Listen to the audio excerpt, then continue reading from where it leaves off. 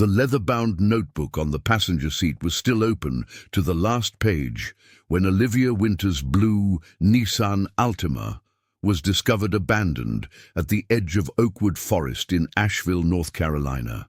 The evening of March 15, 2008, descended on the Blue Ridge Mountains with the crisp chill of early spring, the scent of pine needles and damp earth hanging in the misty air. At 7:43 p.m., Olivia called her roommate, her voice calm and collected, saying she'd be home within the hour. By 8:05, security footage at the Riverside Market captured the 24-year-old graduate student purchasing a cup of coffee, her expression serene beneath her signature red scarf. The cashier remembered Olivia walking into the darkness of the parking lot, steam rising from her coffee cup, the last glimpse of her before she vanished into the quiet mountain night. What happened in the hours that followed would haunt the Asheville community for the next 14 years. Before we jump back in, tell us where you're tuning in from. And if this story touches you, make sure you're subscribed, because tomorrow I've saved something extra special for you. On March 15, 2008, Asheville, North Carolina was wrapped in the quiet transition between winter and spring. A day that seemed ordinary, but would unravel into a mystery spanning more than a decade. Olivia Winters, a talented 24-year-old pursuing her master's degree in environmental science at the University of North Carolina, Asheville, was the eldest daughter of a respected local family, described by professors and friends as brilliant, compassionate, and driven, with a deep passion for forest conservation and mountain ecology. That Saturday, Olivia spent the afternoon at the university library researching for her thesis on the endangered species of the Blue Ridge ecosystem. When the library closed at 6:30 p.m., she gathered her notebooks, laptop, and backpack, waving goodbye to the librarian before heading to her blue Nissan Altima in the campus parking lot. Before driving away, she made her routine call to her roommate, Kate Sullivan. At exactly 7:43 p.m., her steady voice came through the phone. "I'm stopping for coffee at Riverside, then heading straight back. Should be home by 9 at the latest." Kate noted Olivia sounded perfectly normal, completely unaware this would be the last conversation they would ever have. Around 8:05 p.m., the security camera at Riverside Market, a local favorite among students, captured Olivia entering alone. She wore her distinctive red scarf, a gift from her father, along with jeans and a navy blue jacket. She purchased a large coffee, smiled at the barista, and left. Those grainy images would become the final documented moments of Olivia Winters. After that, her existence vanished from all record, leaving only questions and heartache in its wake. When 9:30 p.m. came, and Olivia still hadn't returned to the apartment she shared with Kate, concern began to take root. Kate called Olivia's phone repeatedly, but each call went straight to voicemail, the cheerful greeting becoming more ominous with each unanswered attempt. At 10:15 p.m., Kate called Olivia's parents, who lived just outside Asheville. A creeping dread told her something was wrong. Olivia's father, Professor Thomas Winters, immediately got into his car and began driving the route his daughter would have taken from Riverside Market toward their apartment. At 11:07 p.m., Thomas Winters made the discovery that would shatter his family's world. Driving along the winding forest road that connected downtown Asheville to the residential area where Olivia lived, he spotted a familiar blue Nissan pulled over at a scenic overlook near the edge of Oakwood Forest. The car's parking lights were still on, a dim glow in the darkness. The driver's door was partially open, as if Olivia had stepped out momentarily, intending to return. Inside, her laptop sat closed on the back seat, her backpack untouched beside it. On the passenger seat, her leather-bound notebook lay open to the last entry, a half-finished sentence about the migratory patterns of cerulean warblers. The coffee cup from Riverside Market was still warm in the cup holder, barely touched. Her phone rested on the center console, screen dark and silent. Everything remained in perfect order, but Olivia was gone. Thomas Winters' hands trembled as he dialed 911, his voice breaking as he reported his daughter missing. Within 30 minutes, The overlook became a flurry of flashing blue and red lights as police cars arrived one after another. The ordinary forest road transformed into an eerie tableau of uniformed officers, their flashlights cutting through the darkness, searching the immediate area, while Thomas and his wife, Eleanor, watched from behind the police tape, their faces masks of disbelief and growing terror. In an instant, the respected Winters family was thrown into a nightmare no parent should ever face. Their brilliant, vibrant daughter had stepped out of her car and into oblivion. As the police officially opened a missing person case for Olivia Winters, the clock began ticking on what would become one of North Carolina's most haunting unsolved mysteries. That same night, the Asheville Police Department dispatched additional units to the Oakwood Forest overlook, where Olivia's Nissan sat abandoned under the cold March stars. The entire area was immediately cordoned off, police cruisers blocking both ends of the road, their emergency lights painting the pine trees in alternating bursts of crimson and sapphire, while the Winters family huddled together beyond the yellow tape, watching in stunned silence as strangers in uniforms took control of their daughter's fate. The county's forensic team arrived shortly before midnight, emerging from unmarked vans with cameras, evidence collection kits, fingerprint powder, and specialized lighting equipment. They approached the blue Nissan methodically, photographing it from every angle before touching anything. Each detail was meticulously documented: the exact position of the open door, the angle of the steering wheel, the coffee cup's placement, the open notebook with its incomplete sentence trailing off into mystery.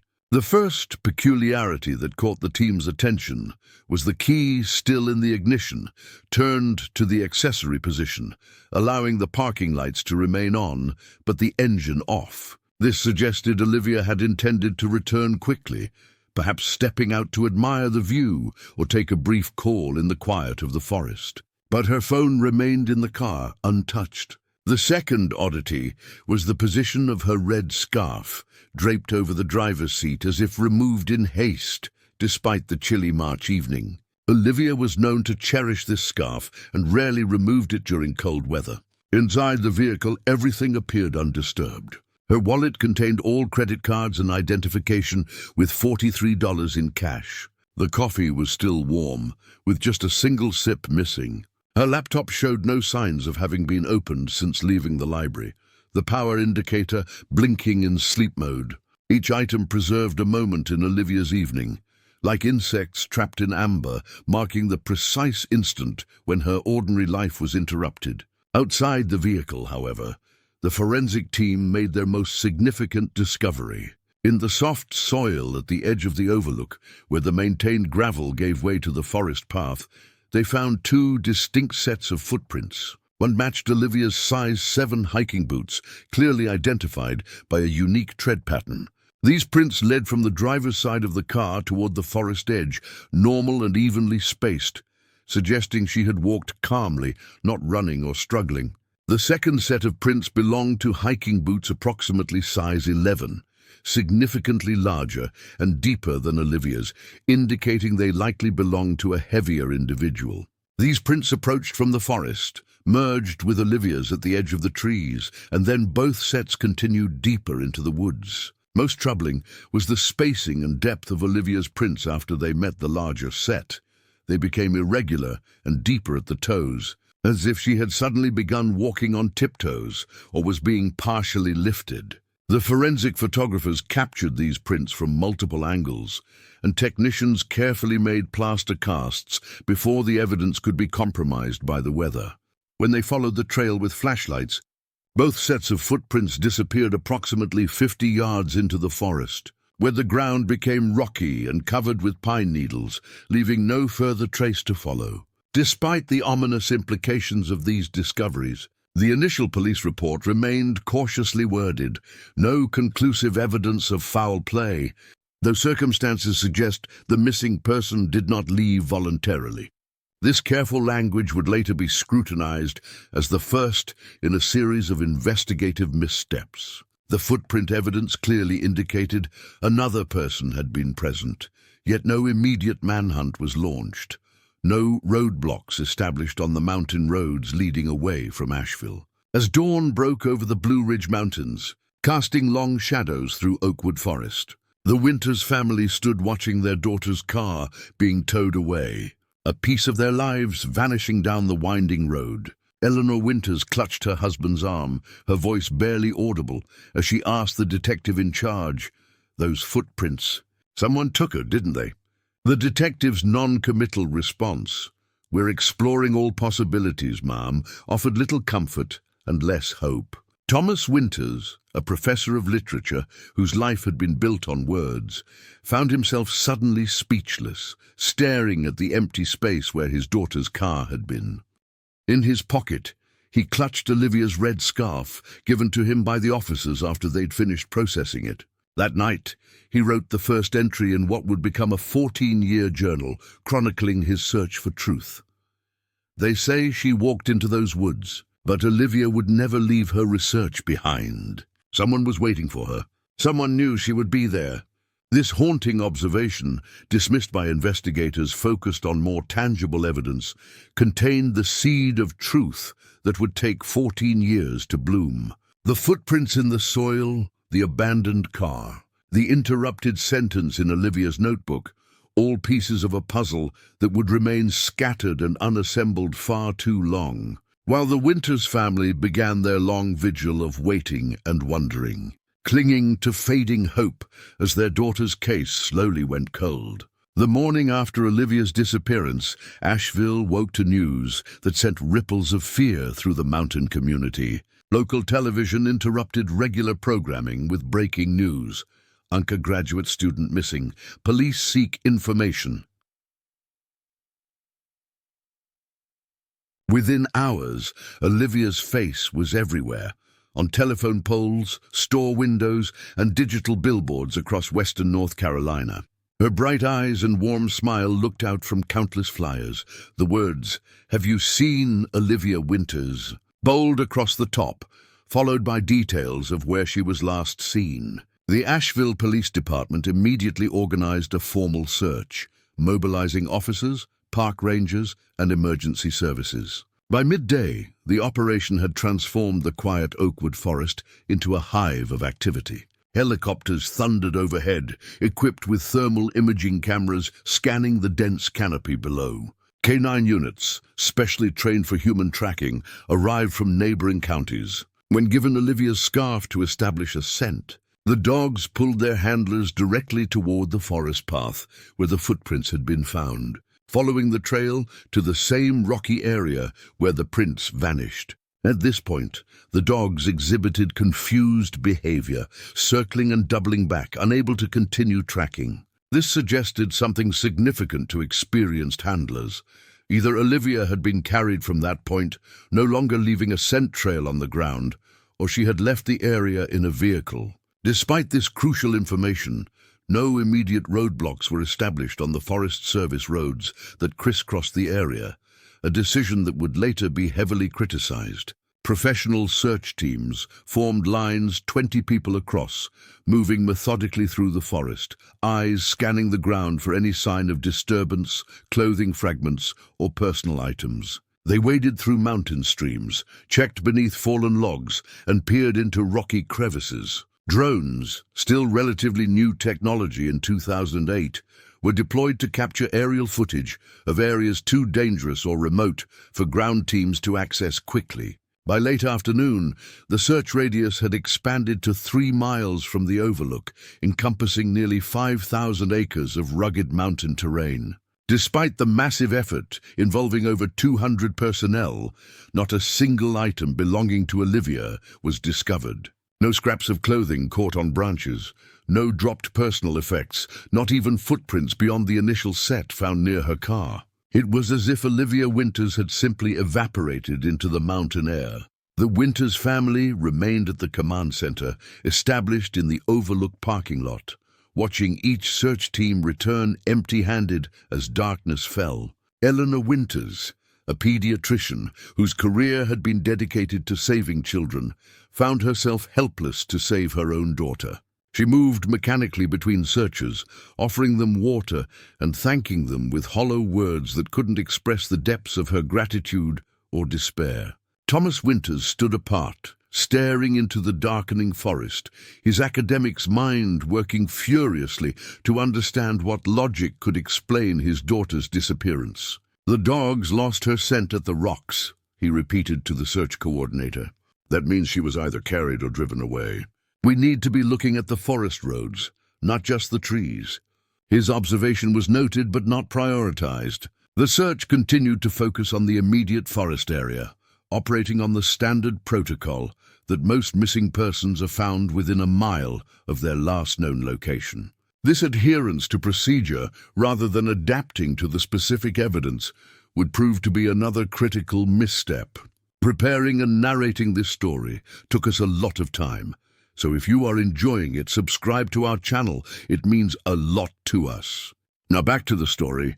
As night fell on the second day with no results, the search coordinator made a statement that struck the Winters family like physical blow. "If we don't find any trace within 48 hours, we're facing a very different kind of investigation." The clinical assessment left unspoken what everyone feared. They were no longer searching for a lost hiker, but likely looking for evidence of something far worse. Local media covered the search extensively, with live updates from reporters stationed at the forest's edge. Olivia's photograph appeared hourly on news broadcasts, but the reports became increasingly repetitive. Search continues. No new leads. Police request public assistance. The repetition only highlighted the lack of progress, each hour without news, stretching the Winters family thinner across an expanding abyss of uncertainty. University students organized their own volunteer search parties, combing areas of the forest not covered by official teams. Olivia's professors spoke to reporters about her dedication and brilliance, her research on endangered species preservation, her plans for doctoral studies. These testimonials painted a portrait of a young woman with everything to live for and no reason to vanish voluntarily, contradicting early police speculation about a possible planned disappearance. On the third day, when the official search teams began to thin out, reassigned to other pressing duties, Thomas and Eleanor Winters refused to leave. They established a small camp at the overlook, vowing to continue looking even as official resources dwindled. Local restaurants sent food, churches provided portable heaters, and students set up a rotation to ensure the Winters were never alone in their vigil. In those early days, while hope still outweighed despair, no one could have predicted that this impromptu gathering would eventually become an annual event.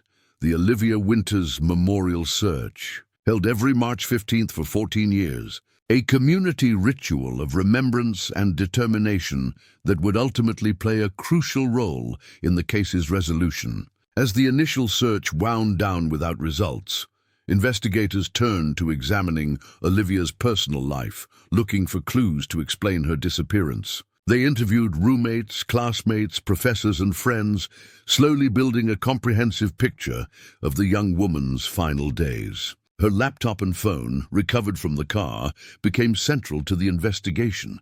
Digital forensics revealed nothing unusual in Olivia's recent communications.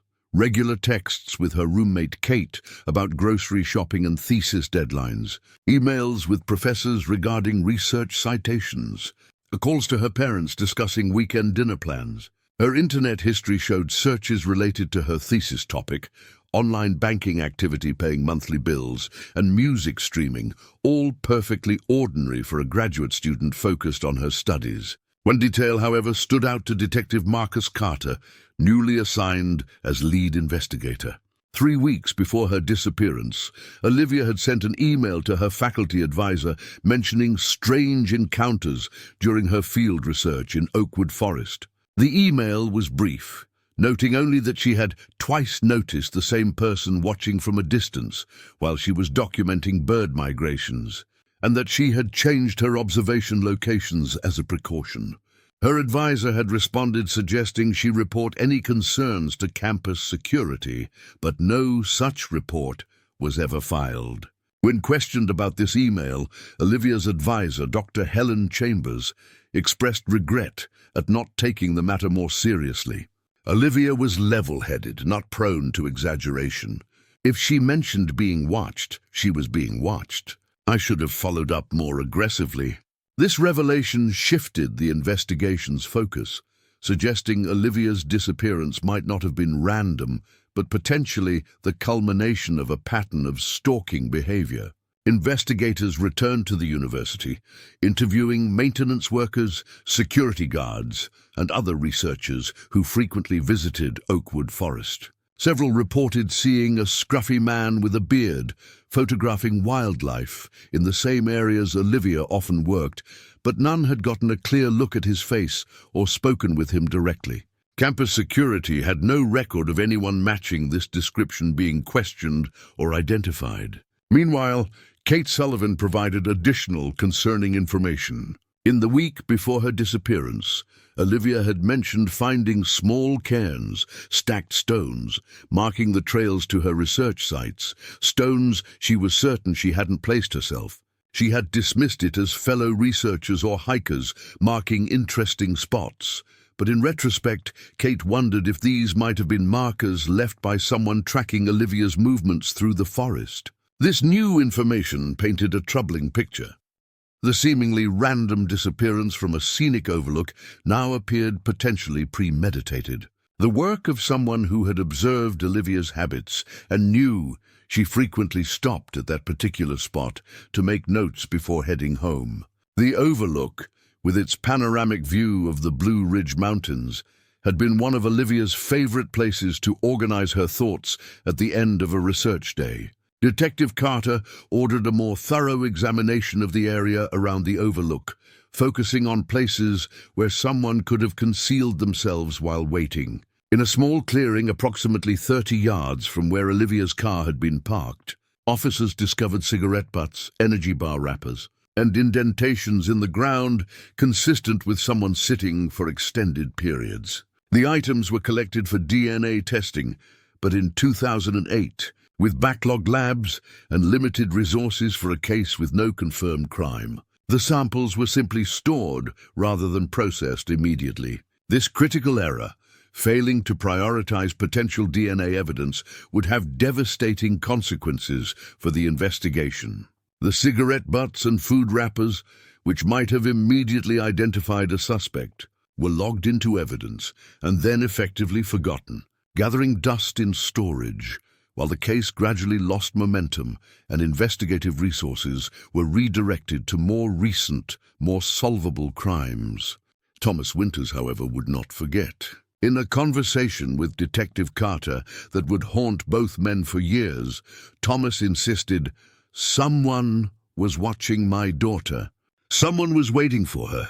The evidence is right there in those cigarette butts." Carter's response, "We'll process everything in due time, sir," exemplified the bureaucratic approach that would ultimately delay justice for nearly a decade and a half. As the investigation into Olivia Winters' disappearance entered its second week, the initial surge of volunteers and media attention began to wane. The forest where Olivia had vanished returned to its natural quiet state, the yellow police tape fluttering in the mountain breeze, the only reminder of the mystery that had unfolded there.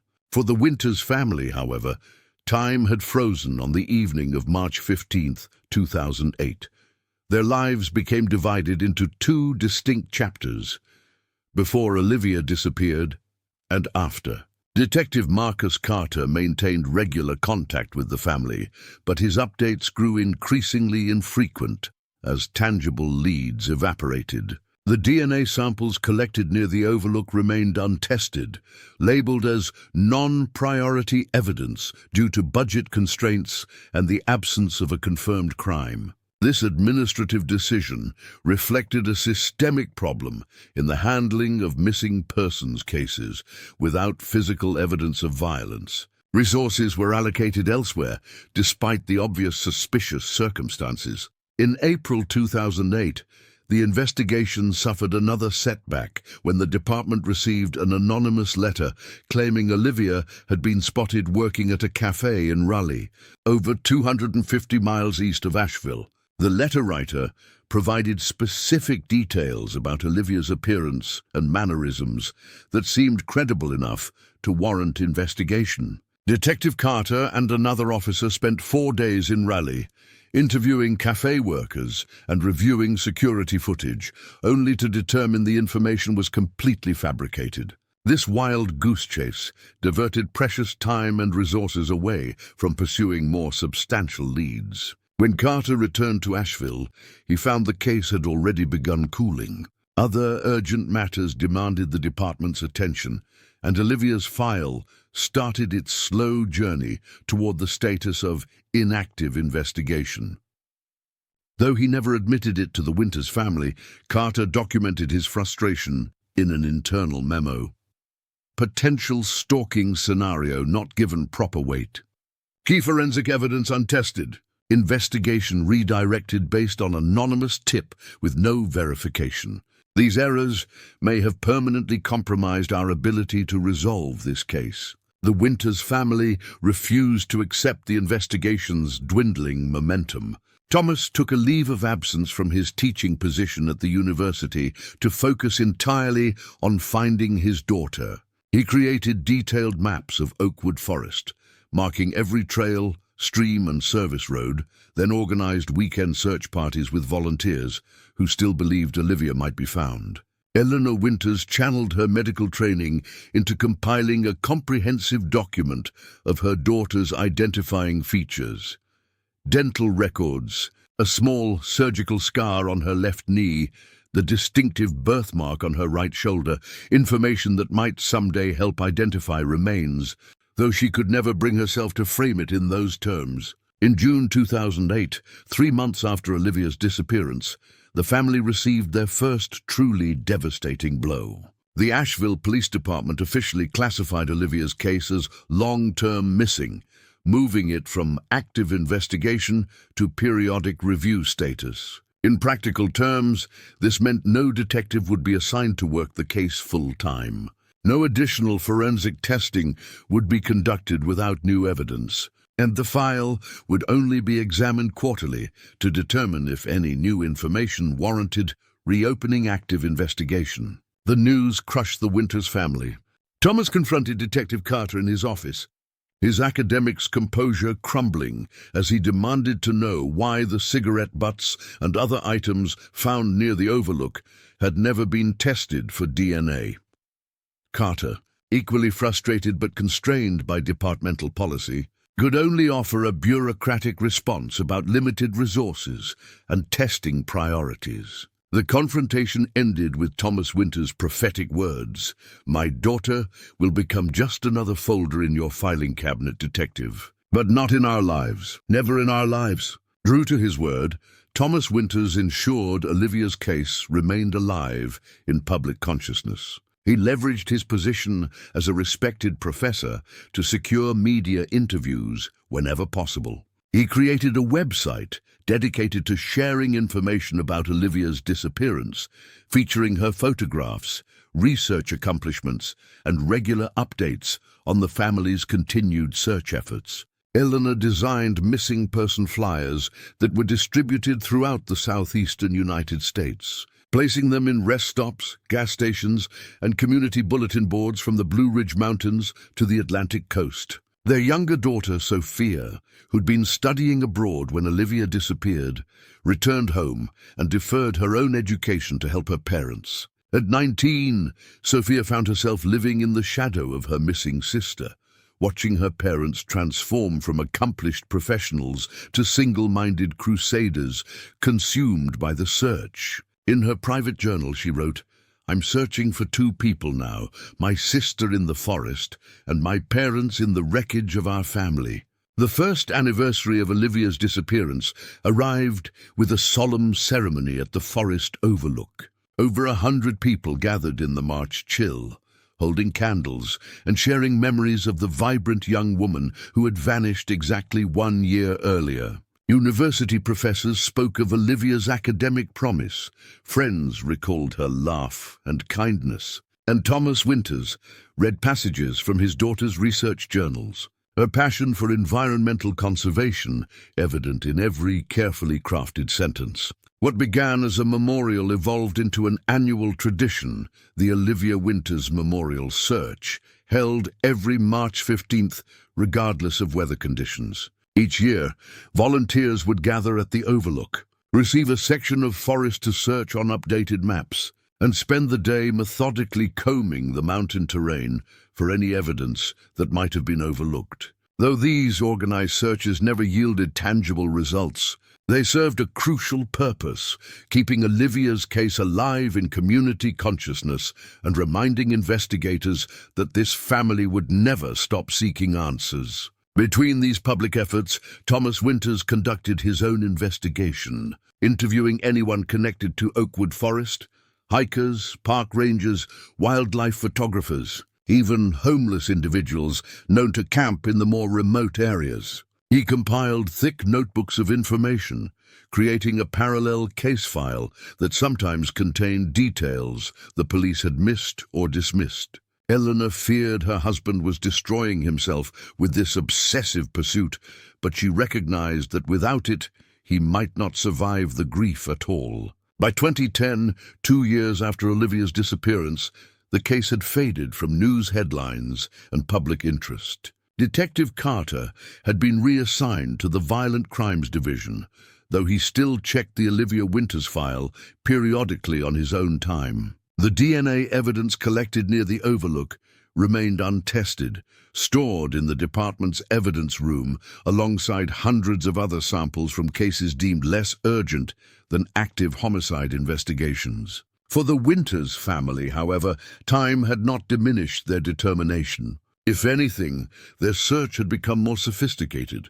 Thomas had taught himself basic investigative techniques through online courses and books. He maintained detailed records of everyone interviewed, created timeline charts covering the days before and after Olivia's disappearance, and even consulted with retired detectives willing to review the case pro bono.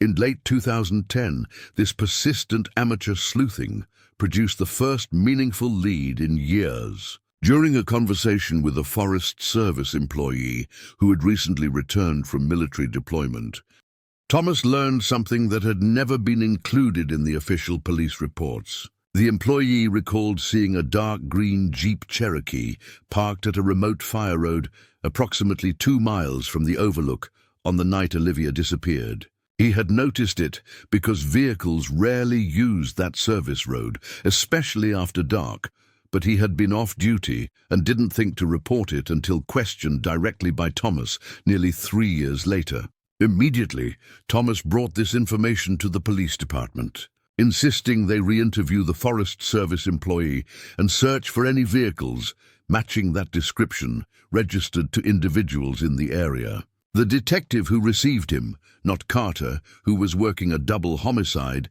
politely recorded the information, but warned Thomas not to expect immediate action on such a vague lead after so much time had passed. Frustrated but undeterred, Thomas began his own search for green Jeep Cherokees in western North Carolina.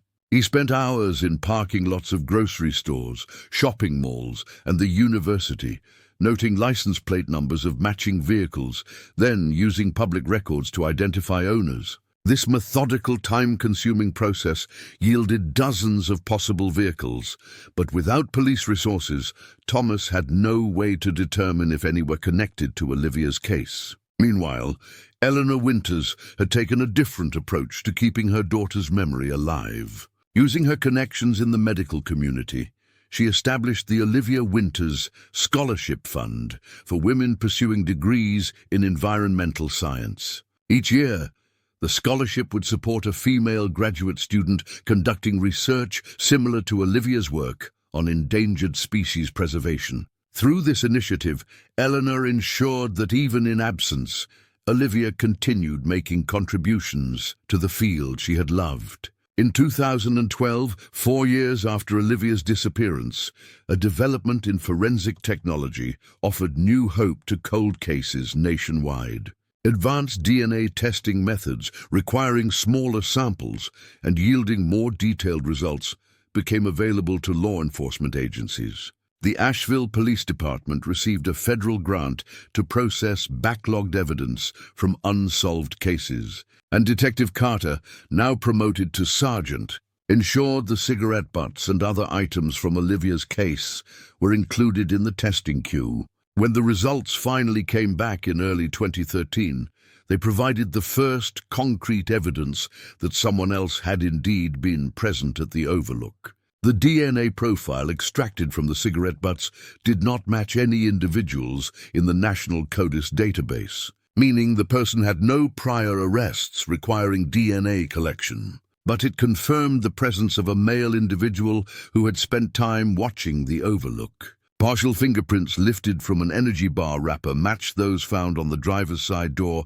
of Olivia's car, definitively linking the person who had waited in the forest to someone who had touched her vehicle. This scientific confirmation of what Thomas Winters had insisted all along, that someone had been stalking his daughter, reinvigorated the investigation briefly. Detective Carter conducted new interviews with Forest Service personnel, focusing specifically on individuals who had worked in or near Oakwood Forest in 2008. He reviewed hunting permits issued for the area during that period, cross-referencing them against vehicle registrations for Jeep Cherokees and similar SUVs. One name emerged from this methodical investigation: Robert Caldwell, a wildlife photographer who had frequently visited the area where Olivia conducted her research. Caldwell had been briefly mentioned in early police reports, but never formally interviewed. His name appeared on multiple hiking permits for Oakwood Forest trails between January and March 2008, precisely when Olivia had noted being watched during her field studies. Most significantly, records showed Caldwell had owned a dark green Jeep Cherokee in 2008, though he had sold it in 2009. When Detective Carter attempted to locate Caldwell for questioning, he discovered the man had moved away from Asheville in mid-2008. Just months after Olivia's disappearance. His last known address was in Oregon, where he had apparently established a new photography business focused on wilderness landscapes. This suspicious timing, leaving North Carolina shortly after Olivia vanished, combined with his documented presence in the forest and ownership of a vehicle matching the witness description, made Caldwell the first viable suspect in the long cold case. The Asheville Police Department contacted Oregon authorities, requesting assistance in locating and interviewing Caldwell. Meanwhile, Carter obtained a warrant to collect a DNA sample from Caldwell to compare against the profile from the cigarette butts. For the first time in years, the investigation had a clear direction and potential suspect. When Oregon police located Caldwell at his Portland apartment, he expressed surprise at being connected to a 5-year-old missing person case in North Carolina. He acknowledged having frequently photographed in Oakwood Forest during his time in Asheville, and recalled occasionally seeing various researchers, including a young woman with a red scarf, but denied any inappropriate behavior or knowledge of Olivia's disappearance. He provided a DNA sample voluntarily, stating he had nothing to hide. The comparison results, when they arrived 2 weeks later, were devastating to the investigation. Robert Caldwell's DNA did not match the profile from the cigarette butts. Furthermore, his alibi for March 15, 2008 checked out. He'd been photographing a wedding in Tennessee, over 100 miles from Asheville, with dozens of witnesses and time-stamped photographs confirming his presence throughout the day and evening. The most promising lead in years had led to another dead end. For the Winters family, this outcome was particularly crushing. They had allowed themselves to hope for resolution, only to have that hope extinguished once more. Thomas, who'd been following the Caldwell investigation closely through his contacts at the police department, retreated into a deep depression that concerned even Eleanor, who had witnessed her husband's emotional valleys over the previous 5 years. In his journal that night, Thomas wrote, We chase shadows while evidence gathers dust. Someone's DNA is on those cigarettes. Someone's fingerprints are on my daughter's car. Someone walked beside her into those woods. And that someone still walks free, perhaps watching us, still laughing as we stumble in circles. The entry ended with a pledge that would sustain him through the darkest periods. I will find you, Olivia. If it takes my last breath, I will find you.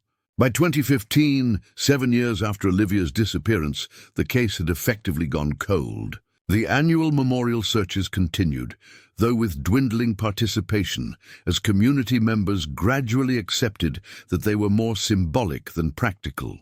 The Winters family maintained their website and scholarship fund, ensuring Olivia's name remained present in the community, but the active investigation had stalled completely. Detective Carter, now heading the department's cold case unit, kept the file on his desk rather than returning it to storage. A small act of defiance against bureaucratic protocols that prioritized recent cases over long unsolved mysteries. He reviewed it periodically, hoping fresh eyes might spot something overlooked. But the same obstacles remained: unidentified DNA, no body, no crime scene, and too many years elapsed to reliably interview witnesses about their recollections of that March evening. The breakthrough, when it finally came, emerged from a source no one had anticipated. In November 2015, a hiker deep in the Pisgah National Forest, more than 20 miles from where Olivia had disappeared, discovered a weathered backpack wedged between rocks in a remote ravine. Inside were degraded remnants of clothing, a water bottle bearing the University of North Carolina Asheville logo, and most significantly, a small leather-bound notebook with pages warped by moisture but still partially legible. The hiker, recognizing the potential importance of the find, brought the items directly to the forest ranger station rather than disturbing them further. When rangers examined the notebook and saw the name Olivia Winters faintly visible on the inside cover, they immediately contacted the Asheville Police Department. Detective Carter drove to the ranger station personally, heart pounding with the knowledge that this represented the first physical evidence connected to Olivia found since her disappearance over 7 years earlier. The backpack and its contents were transferred to the forensic laboratory, where technicians carefully dried and preserved the notebook before attempting to recover any writing from its water-damaged pages. Most entries were scientific observations about bird migrations and forest ecology, consistent with Olivia's research, but the final pages contained something far more significant. In handwriting that grew increasingly shaky, Olivia had written what appeared to be a hurried note. "Man following again. Green Jeep, same one from last week, parked behind me at Overlook. Says his name is Jason, claims to be photographer but no camera. Offered ride when I mentioned car trouble. Something feels wrong. License plate begins NCXP. The writing ended abruptly, the remaining letters smudged beyond recognition. This fragmented message, preserved against all odds in a water-damaged notebook found miles from where Olivia had vanished, provided the first contemporaneous evidence that she had indeed been approached by someone at the Overlook. The partial license plate information, while incomplete, offered a tangible lead after years of speculation. For the Winters family, the discovery of the backpack brought a maelstrom of emotions. The confirmation that Olivia had been followed, had sensed danger, and had attempted to document information about her stalker was both validating and heartbreaking. Thomas, who had insisted for years that his daughter had been targeted, found no satisfaction in being proven right. Instead, he was tormented by the thought of Olivia's fear in those final moments, trying to leave a record while facing unknown danger. Eleanor, upon seeing the recovered notebook, recognized the handwriting immediately. "That's her," she whispered, touching the plastic evidence bag gently. "That's my daughter's hand, but it's frightened." She was never frightened. This tangible connection to Olivia, proof that she had existed in that moment, thinking and feeling and trying to protect herself, reopened wounds the family had struggled for years to manage. For Detective Carter, The partial license plate information represented the first actionable lead in years. He immediately ordered a search of vehicle registration records from 2008, focusing on green Jeep Cherokees with license plates, beginning with EXP. The search yielded 17 possible matches in western North Carolina. Cross-referencing these against individuals named Jason, or with similar first names, narrowed the list to 3 potential suspects. As officers began locating and interviewing these individuals, Carter returned to the location where the backpack had been found. The remote ravine in Pisgah National Forest was far from any marked trail, accessible only through difficult terrain that would have been challenging to navigate, especially at night or in poor weather. This suggested that either Olivia had fled deep into the wilderness, unlikely given her familiarity with the area and outdoor experience, or, more probably, someone had deliberately transported her belongings to this isolated location to prevent their discovery. The forensic team carefully examined the ravine and surrounding area, collecting soil samples and searching for any additional items that might have been overlooked by the hiker. Though no human remains were found, cadaver dogs brought to the scene showed interest in several areas where the ground appeared to have been disturbed years earlier. These areas were carefully excavated, revealing nothing conclusive but confirming that the soil had indeed been turned over at some point in the past. The discovery of Olivia's backpack and notebook in late 2015 injected new life into the investigation. Detective Carter, reinvigorated by the first tangible lead in years, focused all available resources on tracking down the 3 potential matches for the partial license plate. The first 2 interviews quickly eliminated those individuals as suspects. One had been working overseas during March 2008, and the other could prove he had sold his Jeep months before Olivia's disappearance. The third potential match, however, immediately raised red flags. Jason Mercer, then 42 years old, had owned a dark green Jeep Cherokee with license plate EXP 4173 in 2008.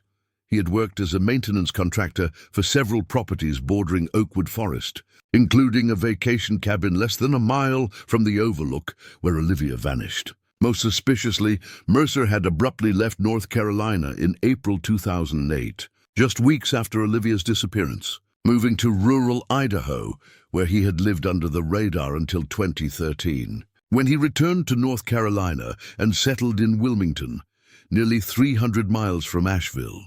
When Detective Carter ran a background check on Mercer, he discovered several concerning incidents.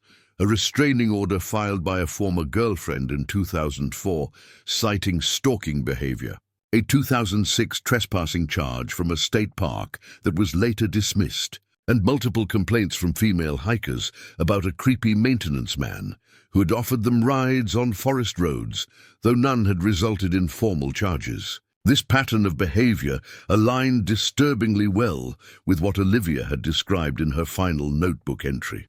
In January 2016, Carter traveled to Wilmington to interview Mercer, accompanied by a local detective. They found him working as a landscaper for a gated community, his behavior outwardly normal and cooperative. When questioned about his time in Asheville, and specifically about Oakwood Forest, Mercer acknowledged having worked in the area but denied any knowledge of Olivia Winters or her disappearance. He claimed to have moved to Idaho for a job opportunity that had fallen through, explaining his return to North Carolina years later as simply coming home. Throughout the interview, Carter noted subtle indicators of deception. Mercer maintained minimal eye contact, frequently touched his face when discussing the forest overlook, and provided unnecessarily detailed explanations for simple questions. When shown a photograph of Olivia, Mercer studied it longer than seemed natural before stating he had never seen her before. Most tellingly, when asked directly if he had ever approached a young woman at the forest overlook or offered her a ride, Mercer's right hand began trembling visibly, though he steadily denied any such encounter. Based on these observations and the circumstantial evidence connecting Mercer to the case, Carter requested a DNA sample, explaining it would help eliminate Mercer from the investigation if he was not involved. After hesitating momentarily, Mercer consented, allowing officers to collect a saliva sample with a cheek swab. This sample was immediately sent to the state laboratory for comparison against the DNA profile extracted from the cigarette butts found near the overlook. While waiting for the results, Carter delved deeper into Mercer's history. He discovered that between 2013 and 2015, 3 young women had gone missing while hiking in areas surrounding Wilmington, though none of these disappearances had been linked or solved. Each woman had been alone, each had left behind a vehicle containing personal belongings, and each case had eventually gone cold. The parallels to Olivia's case were impossible to ignore, suggesting a potential pattern of predatory behavior that had evolved over time. Carter immediately shared this information with Wilmington police, who began reviewing these cases with renewed interest. Together, they constructed a timeline of Mercer's movements over the previous decade, noting the suspicious correlation between his relocations and unsolved disappearances in multiple jurisdictions. This collaboration between departments, spanning cases separated by years and hundreds of miles, exemplified the methodical police work that often breaks cold cases wide open. The DNA comparison results arrived in February 2016, delivering the breakthrough investigators had waited 14 years to receive. Jason Mercer's DNA matched the profile from the cigarette butts with a probability of 98%, effectively confirming he had been the person watching the overlook before Olivia disappeared. This scientific evidence, combined with the partial license plate information from Olivia's notebook and Mercer's suspicious behavior pattern, provided sufficient grounds for an arrest warrant. On February 17, 2016, a joint task force of Asheville and Wilmington police officers arrested Jason Mercer at his workplace. During the arrest, officers noted his unusual calm, as if he had been expecting this moment for years. A search of his modest apartment yielded the investigation's most disturbing discovery yet: a hidden storage space behind a false wall in his bedroom closet, containing dozens of personal items belonging to women, jewelry, driver's licenses, credit cards, and most chillingly, a red scarf identical to the one Olivia Winters had been wearing when she disappeared. Beneath a loose floorboard in this hidden space, investigators found a journal containing detailed entries dating back to 2006. The entries chronicled Mercer's stalking behavior, describing how he would identify women who frequented isolated natural areas, observe their routines, and eventually engineer encounters that appeared accidental. Olivia was mentioned by name in multiple entries, with disturbing details about her research habits, the times she visited certain areas of the forest, and how he had planned to approach her. The final entry about Olivia, dated March 15, 2008, contained only 5 words: "She shouldn't have struggled. Mistake." This evidence transformed the investigation from a missing person case to a homicide. However, one critical element remained missing. Olivia's remains had never been found, despite years of searching. Without this physical evidence, prosecutors worried about securing a conviction, even with the DNA match and incriminating journal. To build the strongest possible case, they needed Mercer to reveal where he had taken Olivia after the encounter at the Overlook. Detective Carter, who had devoted 8 years to the case, requested permission to lead the interrogation. His approach was methodical and psychologically nuanced, avoiding direct accusations at first and instead building rapport with Mercer. Through discussions about his outdoor photography interests, the cover story Mercer had used to explain his presence in remote areas. As hours passed, Carter gradually introduced evidence connecting Mercer to Olivia, from the DNA match to the journal entries, creating an irrefutable chain that left no room for denial. Finally, after nearly 6 hours, Mercer's composed facade began to crack. When Carter placed Olivia's recovered notebook on the table, open to her final entry about the man following again, Mercer stared at her handwriting for a long moment before whispering, "She was different from the others. She noticed me. She wrote it down. This admission, captured on video, marked the beginning of a full confession. Over the next several hours, Mercer described in clinical detail how he had followed Olivia for weeks, learning her research schedule and the routes she typically drove. On March 15, 2008, he had deliberately positioned his Jeep at the Overlook, knowing she often stopped there on her way home. When she arrived, he approached her car, claiming to be a wildlife photographer interested in her research. Olivia, already suspicious from previous encounters, had tried to leave, but Mercer forced his way into her vehicle.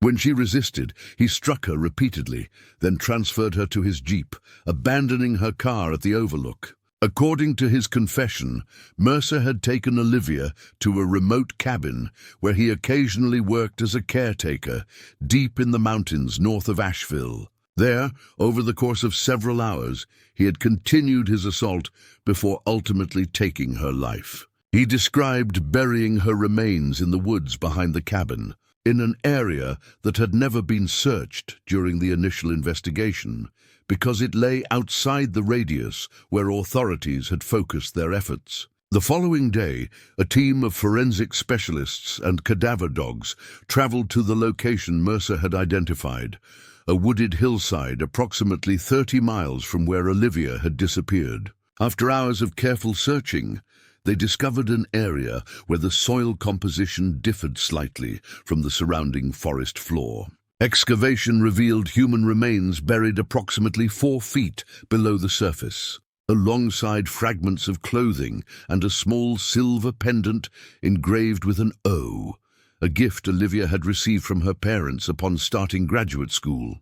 Forensic anthropologists confirmed through dental records that the remains were indeed Olivia Winters. After 14 years, she had finally been found, allowing her family the closure they had sought through countless searches and sleepless nights. Thomas and Eleanor Winters, now in their 60s, received the news with quiet dignity, holding each other as Detective Carter explained that their daughter could finally come home. The discovery of Olivia's remains also allowed investigators to corroborate key details of Mercer's confession.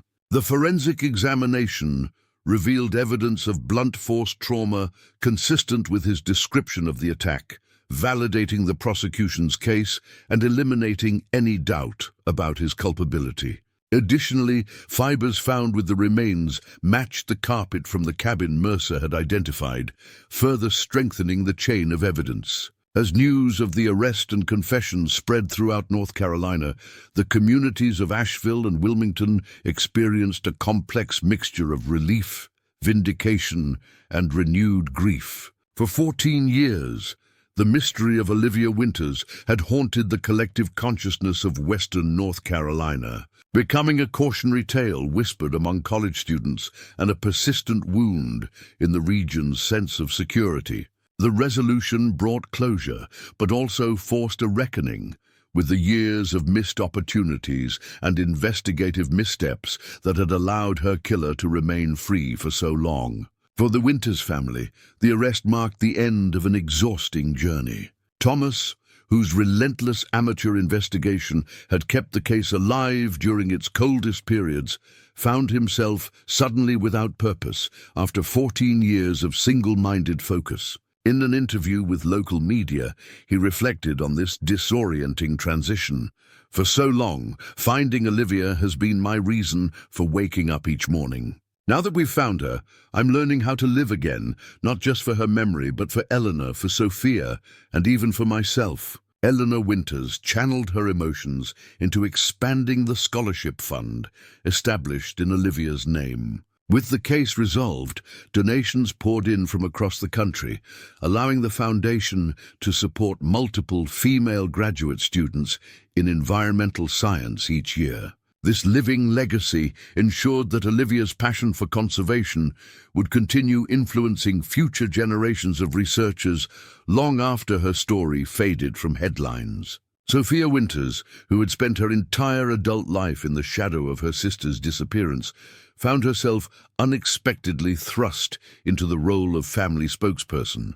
Now 33, She had developed a career in victim advocacy, inspired by her family's experience navigating the complex landscape of long-term missing person cases. The resolution of Olivia's case became a powerful tool in her work, demonstrating that persistence and scientific advances could bring answers even after more than a decade of uncertainty. In September 2016, Jason Mercer's trial began in Asheville, drawing national media attention as one of the longest cold cases ever resolved through a combination of traditional detective work and forensic advances. The prosecution presented an overwhelming case, DNA evidence placing Mercer at the scene, his own journal detailing the stalking and attack, the recovery of Olivia's personal items from his apartment, and perhaps most damning, his videotaped confession describing the crime in precise detail.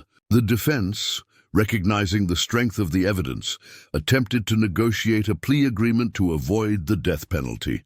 However, the district attorney, mindful of the 14 years the Winters family had already suffered, refused to offer any deal that might reduce the severity of Mercer's punishment. The case proceeded to trial, where the jury heard testimony from investigators, forensic experts, and most powerfully Thomas and Eleanor Winters, who described the devastating impact of their daughter's disappearance and the years spent searching for answers. After just 7 hours of deliberation, the jury returned with a unanimous verdict, guilty of first-degree kidnapping and first-degree murder. The judge, noting the premeditated nature of the crime and Mercer's lack of remorse, sentenced him to life imprisonment without the possibility of parole. As the sentence was read, Thomas Winters reached for Eleanor's hand, both of them watching silently as the man who had destroyed their family was led away in handcuffs. In the courthouse hallway afterward, Detective Carter approached the Winters family, emotion visible on his usually composed face. 14 years ago, I made you a promise that we would find Olivia, he said quietly. I wish we could have brought her home sooner. Thomas embraced the detective who had carried his daughter's case through years of administrative indifference and bureaucratic obstacles. You never forgot her, Thomas replied. When others moved on, you remembered. That's all we ever asked. The resolution of Olivia Winters' case had profound implications beyond the immediate family. Following Mercer's conviction, investigators in multiple states began reviewing similar cold cases with renewed interest, applying the same methodical approach and forensic techniques that had finally broken the Asheville mystery. Within 2 years, Mercer would be linked to 5 additional disappearances across 3 states, cases that might never have been solved without the persistent efforts that brought justice for Olivia. For the community that had supported the Winters family through 14 years of uncertainty, the annual memorial at the Forest Overlook transformed from a somber search into a celebration of persistence and eventual justice. On March 15, 2017, hundreds gathered not to comb the forest, but to commemorate the resolution of a case many had feared would remain forever unsolved. University students, many of whom had been children when Olivia disappeared, released biodegradable lanterns into the evening sky, their soft light illuminating the forest where darkness had reigned for too long. Thomas Winters, standing at the overlook where his daughter had vanished 14 years earlier, addressed the gathered crowd with words that would later be inscribed on a permanent memorial placed at the site. Time does not heal all wounds, but truth can bring peace even to the deepest scars. Olivia taught us that justice has no expiration date, that love persists beyond loss, and that even in our darkest forest, light eventually finds its way through. The case of Olivia Winters fundamentally changed how missing person investigations were conducted in North Carolina. The state legislature passed Olivia's Law in 2018, mandating expedited processing of forensic evidence in missing person cases, establishing clear protocols for cross-jurisdictional information sharing, and creating specialized training programs for officers handling potential stalking scenarios. These reforms addressed many of the systemic failures that had allowed Olivia's case to go cold, despite early evidence pointing toward her eventual killer. In the scientific community, the case became a textbook example of how preserved DNA evidence, even when untested for years, can eventually lead to resolution when technological advances catch up to investigative needs. Forensic programs began emphasizing the importance of proper evidence collection and storage, even in cases where immediate testing might not be possible due to resource constraints. The cigarette butts that had sat untested in an evidence locker for years became a powerful symbol of patience in forensic science, the truth preserved, waiting for the right moment to emerge. For Detective Marcus Carter, the resolution brought both professional validation and personal peace. The case that had defined his career and haunted his conscience had finally reached its conclusion, proving that his stubborn refusal to let Olivia's file gather dust had not been in vain. In 2019, he established a training program for rural law enforcement agencies, teaching the methods that had eventually broken the case, and emphasizing the importance of preserving evidence even when immediate leads run cold. The Winters family found different paths forward after justice was served. Edna returned to her medical practice part-time, finding healing in helping others while continuing to develop the scholarship foundation that honored Olivia's memory. Sophia expanded her victim advocacy work nationally, becoming a respected voice for families navigating the complex emotional and legal landscape of unresolved cases. Thomas, after years of single-minded focus on finding his daughter, discovered an unexpected third act in his life, writing a memoir about the family's 14-year journey that became a beacon of hope for others enduring similar uncertainty. On what would have been Olivia's 40th birthday in 2023, the University of North Carolina, Asheville dedicated the Olivia Winters Center for Environmental Research, a state-of-the-art facility where future generations of scientists would carry forward the work she had begun. At the dedication ceremony, Thomas and Eleanor Winters, now in their 70s, stood alongside Sophia and Detective Carter, watching as students entered the building that bore their daughter's name. Eleanor, touching the building's cornerstone engraved with Olivia's image, spoke words that captured the essence of their journey. For 14 years, we searched for Olivia in the darkness of not knowing. Now we find her everywhere, in the mountains she loved, in the research that continues her work, and in the justice that ensures her story will protect others. Some lights are too bright to be extinguished, even by the darkest acts. Olivia's light shines on.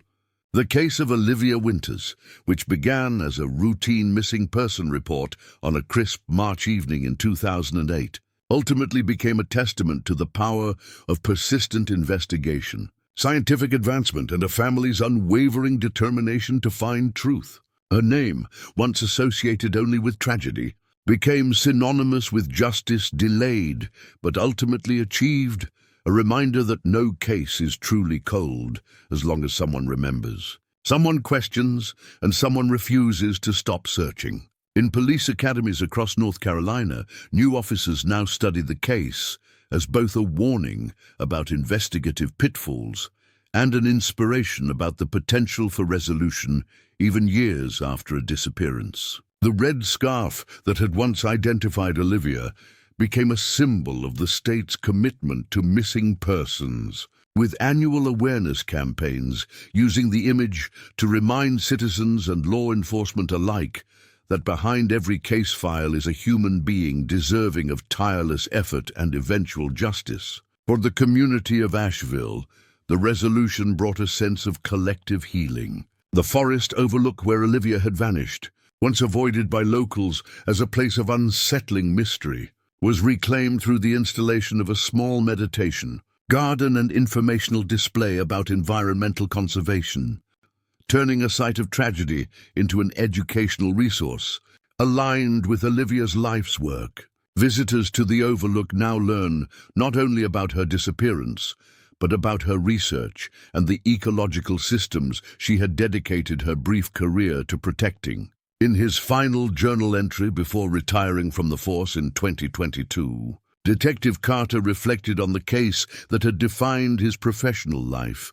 Justice moves at its own pace, sometimes agonizingly slow, but it does move. The Olivia Winters case taught me that persistence matters more than brilliance, that small details overlooked become mountains of evidence over time, and that we owe it to victims and their families to keep asking questions long after the headlines fade. Some cases leave marks on your soul. This one taught me that those marks can become your strength, your compass, and eventually your peace. The leather-bound notebook that had been found in Olivia's abandoned car, its last entry trailing off into unfinished thoughts, was returned to the Winters family after Mercer's conviction. Thomas placed it in a glass display case at the Environmental Research Center, open to the page where Olivia had been recording observations about cerulean warblers before her life was interrupted. Beside it, he placed a new notebook containing the names of every scholarship recipient who had continued her work, a growing list that extended her legacy far beyond the 14 years stolen from her. North Carolina 2008 cold case solved. Arrest shocks community. The headlines that had once seemed impossibly optimistic had become reality through the combined efforts of dedicated professionals and a family who refused to let memory fade. Olivia Winters' story, which began in tragedy and persisted through years of painful uncertainty, ultimately became a powerful testament to the enduring nature of truth and the possibility of finding light even after the darkest night. In the years following Jason Mercer's conviction, the story of Olivia Winters and her family's 14-year search for justice continued to resonate across the nation. The case had not only provided closure for one family, but had fundamentally changed how missing persons investigations were conducted throughout North Carolina and beyond. As this transformative impact spread, the Winters family found themselves navigating an unexpected new chapter, becoming reluctant public figures whose personal tragedy had sparked meaningful reform. By 2020, Olivia's law had been adopted by 7 additional states, each implementing improved protocols for evidence preservation, cross-jurisdictional information sharing, and specialized training for officers handling cases with stalking indicators. Law enforcement agencies that had once allowed similar cases to go cold now had clear guidelines, ensuring that even when immediate leads didn't materialize, the groundwork for future resolution remained intact. This legislative legacy meant that Olivia's influence extended far beyond her brief life, potentially saving countless others from similar fates. Thomas Winters, now in his 70s, but still possessing the sharp intellectual focus that had characterized his search for Olivia, became a sought-after consultant for families facing similar circumstances. His memoir, 14 Springs, A Father's Search for Truth, had become required reading in criminal justice programs nationwide, offering unique insight into the family perspective of unresolved cases. Though he had initially resisted this public role, Thomas gradually recognized that sharing his experience provided a roadmap for others lost in the wilderness of uncertainty. "I'd never wanted to become an expert in searching for missing loved ones," he reflected during a keynote address at the National Center for Missing and Exploited Persons Conference. "But when you walk a difficult path for 14 years, you learn things that might help others find their way. The least I can do is share what that journey taught me, that persistence isn't just about never giving up, but about knowing when to change course while keeping your destination fixed." Eleanor Winters approached their newfound visibility differently, using her medical background to develop trauma support programs specifically designed for families of missing persons.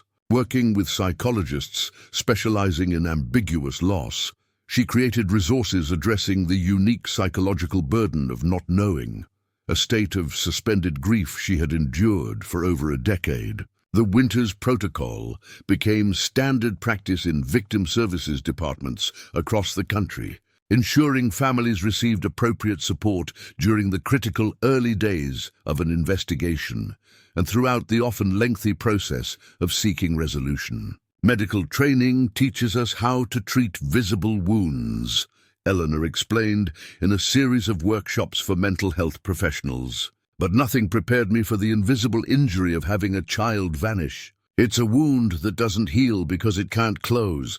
There's no beginning to the grief, no clearly defined end. We need specialized approaches for this unique form of trauma, acknowledging that traditional grief counseling often falls short when there are no answers. Olivia Winters, who had spent her formative years in the shadow of her sister's disappearance, found her voice as an advocate for siblings of missing persons, often called the forgotten mourners. Through her non-profit organization, Invisible Threads, she created support networks connecting people who shared the complicated experience of having a brother or sister disappear. Her work highlighted the often overlooked impact on siblings, who frequently set aside their own grief to support parents while struggling with survivors' guilt and identity questions. Growing up, I never knew if I should use present or past tense when talking about Olivia, Sophia shared during a TED Talk that went viral in 2021. Was I an only child now? Should I celebrate her birthday?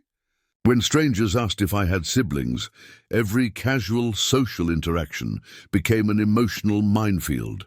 These are the hidden complexities that thousands of people navigate silently.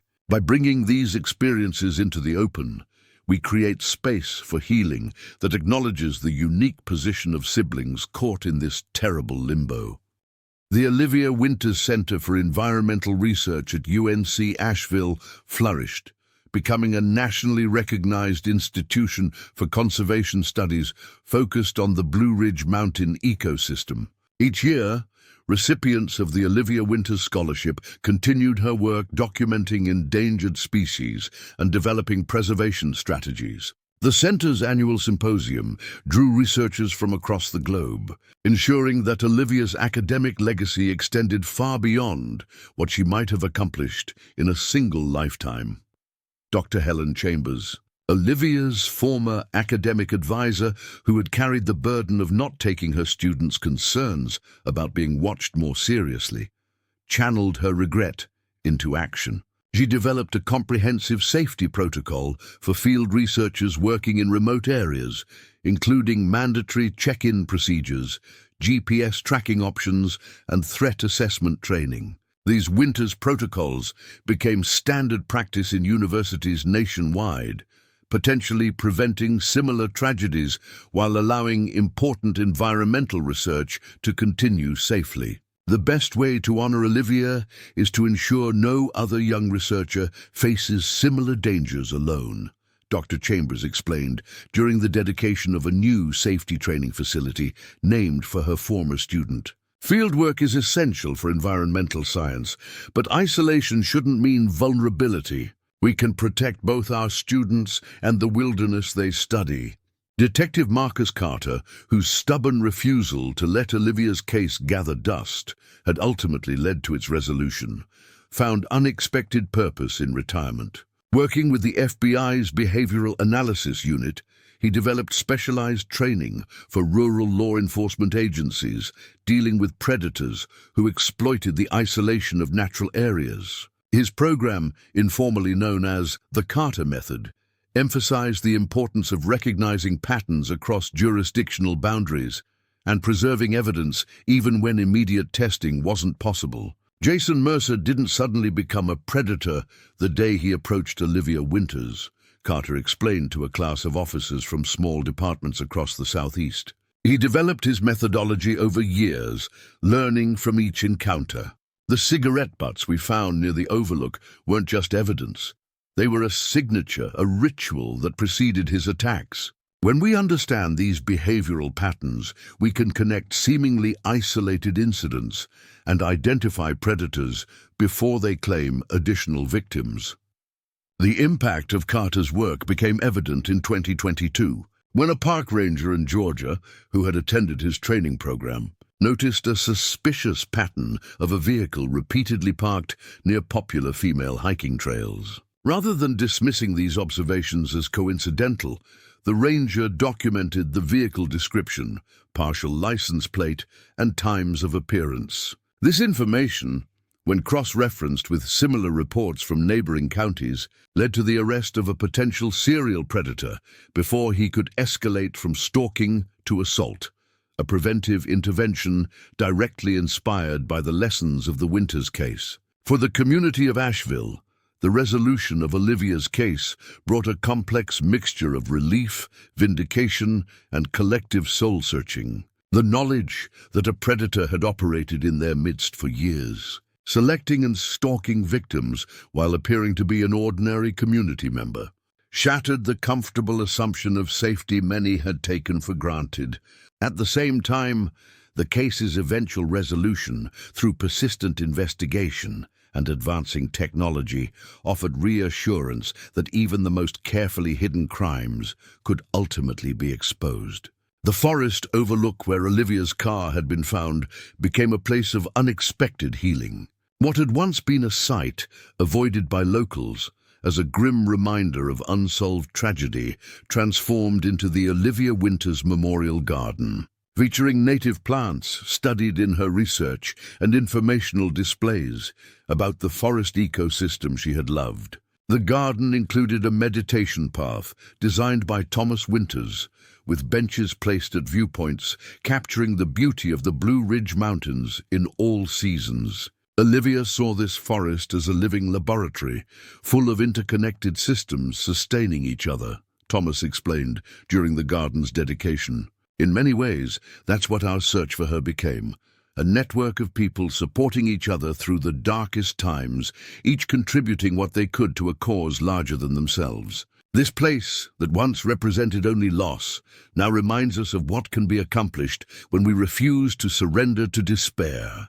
On the 10th anniversary of Mercer's conviction in 2026, a documentary titled 14 Springs, The Search for Olivia Winters premiered at the Sundance Film Festival, bringing the case to international attention. The film meticulously chronicled the investigation's evolution from its early missteps through the scientific breakthroughs and dogged detective work that eventually led to resolution. More than a true crime narrative, the documentary explored the ripple effects of a single case on law enforcement practices, victim advocacy, and the public understanding of predatory behavior. The filmmaker, Alexandra Reeves, had spent 3 years interviewing everyone connected to the case, from the Winters family and Detective Carter to the forensic specialists who had preserved crucial evidence and the hikers who discovered Olivia's backpack. The resulting film offered unprecedented insight into how a cold case gradually warms through the combined efforts of professionals and ordinary citizens who refused to let memory fade. What struck me most about this case wasn't just the eventual arrest, but how many people kept Olivia's memory alive during those 14 years, Reeves explained in a post-screening discussion. The annual searches, the scholarship fund, the detective who kept her file on his desk, all these small acts of persistence created the conditions that allowed truth to emerge when science finally caught up with the evidence. The documentary received critical acclaim for its sensitive handling of difficult material and its focus on the systemic changes sparked by the case. Rather than sensationalizing Mercer's crimes, the film emphasized how improvements in evidence collection, preservation protocols, and cross-jurisdictional cooperation had transformed missing persons investigations nationwide. This approach reflected the Winters family's wish that Olivia be remembered not as a victim, but as a catalyst for positive change. In the years following the documentary's release, universities and law enforcement agencies frequently screened it as a training tool, using the Winters case as a comprehensive study in both what to avoid and what to emulate in complex investigations. The film's meticulous timeline demonstrated how small errors in the early investigation, treating the disappearance as potentially voluntary despite evidence of another person's presence, Failing to prioritize DNA testing, not thoroughly exploring the stalking angle, had compounded into years of unnecessary delay. Jason Mercer, serving his life sentence at Central Prison in Raleigh, declined all interview requests from the filmmaker and maintained his silence regarding the additional disappearances he was suspected of orchestrating. However, the attention generated by the documentary led cold case units across the country to re-examine unsolved cases in areas where Mercer had lived, applying the same methodical approach that had finally resolved Olivia's case.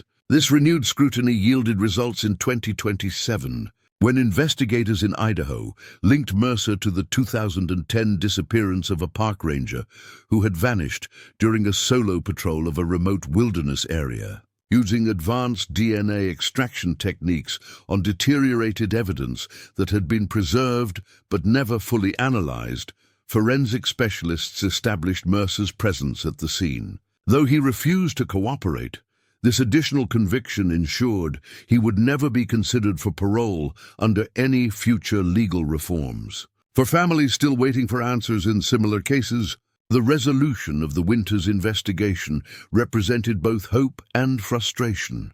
Hope that advancing science might eventually provide the breakthrough they sought, but frustration that such resolution remained elusive despite the clear lessons of Olivia's case. Many of these families found support through the Winters Foundation, established by Thomas, Eleanor, and Sophia to provide resources for those navigating the complex, emotional and practical challenges of long-term missing person cases. When Olivia first disappeared, we felt completely alone, Eleanor reflected during the Foundation's inaugural conference. We didn't know how to organize searches, deal with media, or maintain hope through years of disappointment. Now we can offer others a roadmap through that wilderness, not because we have all the answers, but because we've learned which questions matter most. The Foundation's comprehensive approach addressed the many facets of the missing person experience, from practical guides for working effectively with law enforcement to financial assistance for families facing the unexpected costs of prolonged searches. Perhaps most importantly, it created a community where those living with ambiguous loss could find understanding without explanation, support without time limits, and hope without platitudes. By 2030, the impact of the Winters case extended well beyond the immediate family and community. The annual Olivia's Walk drew thousands of participants to Asheville each March, raising funds for the scholarship program while keeping her story alive for new generations. The event culminated at the Memorial Garden, where Thomas and Eleanor, now in their 80s but still remarkably vital, would share updates on how the legislation bearing their daughter's name had influenced investigations nationwide. 14 years we searched for Olivia, Thomas would tell the gathered crowd, his voice softened by age but unwavering in conviction. Now 14 years have passed since we found her. In that time, 53 cold cases have been resolved using methods developed through her case. Hundreds of families have found answers because evidence was properly preserved, because departments shared information across boundaries, because someone remembered the lessons of our journey. The statistical tracking maintained by the Winters Foundation painted a compelling picture of systemic change. In states that had adopted Olivia's law, the percentage of missing person cases transitioning to cold status had decreased by nearly 40%. More significantly, the resolution rate for cases that did go cold had increased substantially, as standardized evidence preservation protocols ensured that material collected during initial investigations remained viable for testing as technology advanced. The forensic science community embraced the Winters case as a watershed moment in the evolution of cold case methodology. The cigarette butts that had sat untested in an evidence locker for years became a powerful teaching tool in forensic programs, demonstrating how seemingly minor evidence could ultimately prove decisive when preserved properly.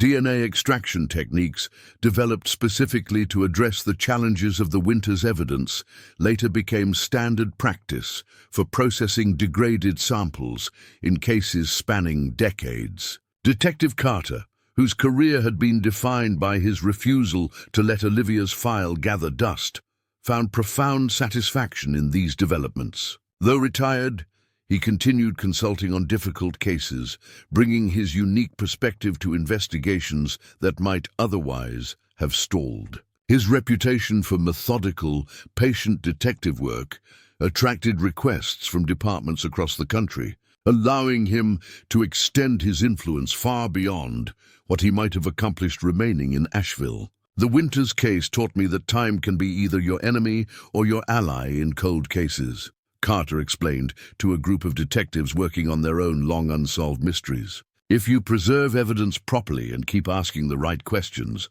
scientific advances will eventually catch up to what you need. The key is maintaining momentum through the years or decades it might take, remembering that for the families, the case is never truly cold, no matter what our filing system says. For Thomas and Eleanor Winters, the passage of time brought a gradual shift from raw grief to purposeful remembrance. Though they never stopped missing Olivia or wondering about the life she might have lived, they found meaning in the tremendous impact her case had made on both the justice system and countless families facing similar circumstances. The scholarship recipients who carried forward her environmental research, the legislative reforms bearing her name, and the foundation helping other families navigate their own searches. These living legacies ensured that Olivia's influence continued growing long after her brief life had ended. As they approached their final years, the Winters found unexpected peace in this knowledge. The red scarf that had once identified their daughter, recovered from Mercer's hidden collection of trophies, now occupied a place of honor in the Environmental Research Center bearing her name. Beside it, a simple plaque carried words Thomas had written in his journal during the darkest days of their search. Some lights are not meant to be extinguished. They merely change form, illuminating paths others might follow. This sentiment captured the essence of the Winters family's journey. From the desperate search for one missing young woman to a movement that had transformed how society responds to such disappearances. Olivia's story, which began in tragedy and persisted through years of agonizing uncertainty, ultimately transcended personal loss to become a powerful instrument of change, touching lives far beyond what anyone could have imagined on that quiet March evening when a blue Nissan sat abandoned at a forest overlook, its driver's fate unknown. The case of Olivia Winters stands as a testament to the power of persistent investigation, scientific advancement, and a family's unwavering determination to find truth. Her name, once associated only with mystery and loss, became synonymous with justice delayed but ultimately achieved, a reminder that no case is truly cold as long as someone remembers, someone questions, and someone refuses to stop searching. Up next, you've got two more standout stories right on your screen. If this one hit the mark, you won't want to pass these up. Just click and check them out. And don't forget to subscribe and turn on the notification bell so you don't miss any upload from us.